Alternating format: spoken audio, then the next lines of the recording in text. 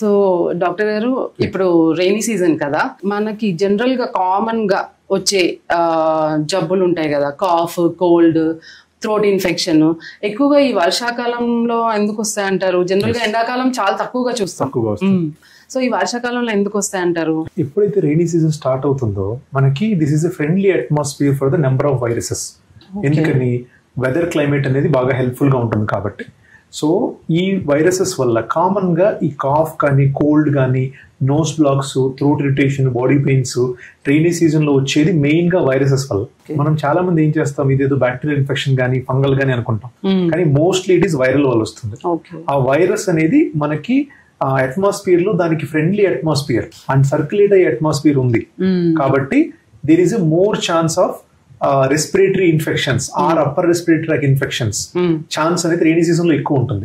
అలాంటి సమ్మర్ లో అసలు రాకూడదని కాదు, వస్తుంది, కాకపోతే ఫ్రీక్వెన్సీ ఆఫ్ ఇన్ఫెక్షన్స్ అనేవి ఎక్కువగా ఉంటాయి. ఎస్పెషల్లీ ఇది ఎవరికి రావచ్చు, ఎవరైతే చిల్డ్రన్ ఏజ్ తక్కువగా ఉన్న వాళ్ళకి అండ్ ఎల్డర్లీ మోర్ దెన్ 60 ఉన్న వాళ్ళకి వాళ్ళు ఈజీగా క్యాచ్ అవుతారు.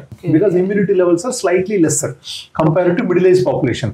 అంటే మెయిన్ చిన్న పిల్లలకి, పెద్దవాళ్ళకి ఎక్కువగా స్ప్రెడ్ అయ్యే అవకాశం కూడా ఎక్కువగా ఉంటది. వాళ్ళ మధ్యలో ఎక్కువగా క్యాచ్ అవ్వటము అండ్ వచ్చిన ఇన్ఫెక్షన్ అనేది పర్సిస్ట్ అవటం. సో బోత్ ఆర్ మోర్ వర్షాకాలంలో. దాంతో పాటు ఎవరైతే హైపర్ టెన్షన్, డయాబెటీస్ ఆర్ ఇంతకు ముందు క్యాన్సర్ దగ్గర మెడిసిన్ యూజ్ చేసినా గానీ, ఆర్ కీమోథెరపీ తీసుకుని ఉన్నారు, ఆర్ కిడ్నీ ట్రాన్స్ప్లాంట్ కానీ, లివర్ ట్రాన్స్ప్లాంట్ అయ్యి ఉన్నారు.